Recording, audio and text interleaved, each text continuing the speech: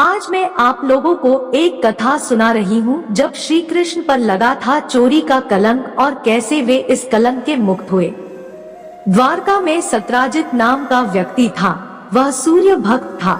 उसकी भक्ति से प्रसन्न होकर सूर्य देव ने उसे स्यमंतक नाम की चमत्कारी मणि दी थी। इस मणि की खास बात ये थी कि ये हर रोज 20 तोला सोना देती थी।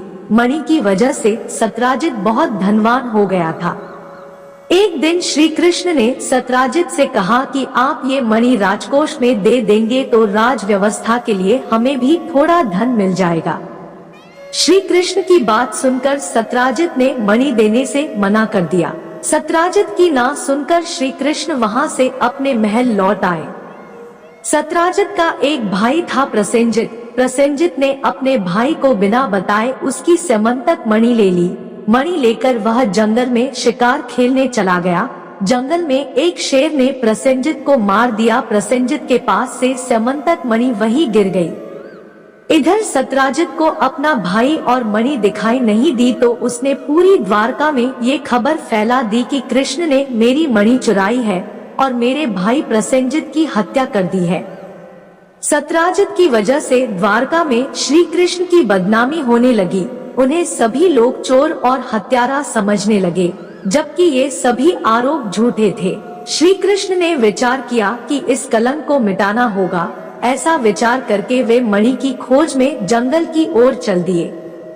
वहां पर प्रसेनजित को शेर द्वारा मार डालना और शेर को रीछ द्वारा मारने के चिन्ह उन्हें मिल गए।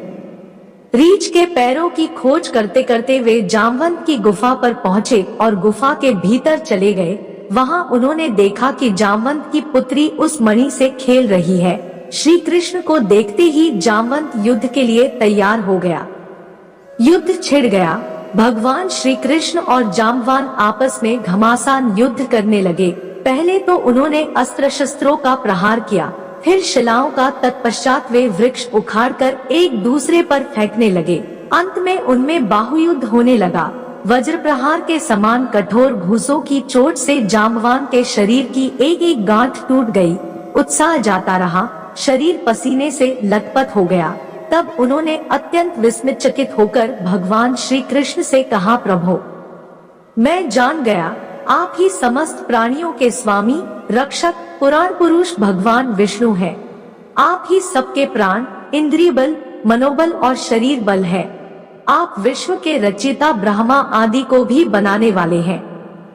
गुफा के बाहर श्री कृष्ण के साथियों ने उनकी 7 दिन तक प्रतीक्षा की।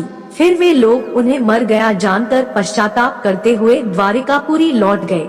इधर 21 दिन तक लगातार युद्ध करने पर जामवंत श्री कृष्ण से पराजित होकर बोले, आप मेरे वे ही राम जी श्री कृष्ण के रूप में आए हैं।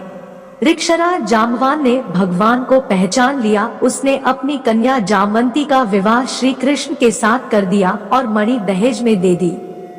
श्री कृष्ण जब मणि लेकर वापस आए तो सत्राजित अपने किए पर बहुत लज्जित हुआ। इस लज्जा से मुक्त होने के लिए उसने भी अपनी पुत्री सत्यभामा का विवाह श्री कृष्ण के साथ कर दिया और स्यमंतक मणि भी दे दी और क्षमा मांगी। श्री कृष्ण की सीख। श्री कृष्ण ने उससे कहा कि सत्राजित, मैं कलंक लेकर जीना नहीं चाहता। जीवन में जब किसी को ऐसे काम का कलंक मिले जो उसने नहीं किया है तो बहुत दुख होता है। ऐसी स्थिति में निराश हो जाओ या आक्रामक हो जाओ। इन 2 रास्तों के अलावा एक और रास्ता है। उस गलत आरोप की जड़ में जाओ और वहां से खुद को निर्दोष साबित करो। इसमें धैर्य और बुद्धिमानी काम आती।